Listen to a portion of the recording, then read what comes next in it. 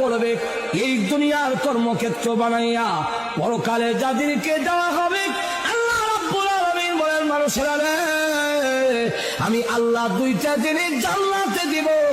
এক নম্বর হলো স্বাস্থ্যের কোনো সমস্যা নাই, আর তোমার ডায়াবেটিস থাকবে না, তোমার বহুমূত্র থাকবে দূরের কথা, বেশি বেশি তুমি পেশাব করতা এটা থাকবে দূরের কথা, তোমার কিন্তু আর মুতই থাকতো না, মুত উঠে যাবে, পায়খানা নাই, সবগুলো হজম হয়ে যাবে, গ্যাফুর দিলে শেষ হয়ে যাবে, স্বাস্থ্যগত দিক থেকে কোনো দুর্বলতা নাই। আর এমন বউ দেওয়া হবে যারা তোমাকে দেখে মুসা মারে এরকম নয়। আল্লাহ রাব্বুল আলামিন রুচি বদলায় বদলায় বউ দিব। রুচি বদলায় কেমন?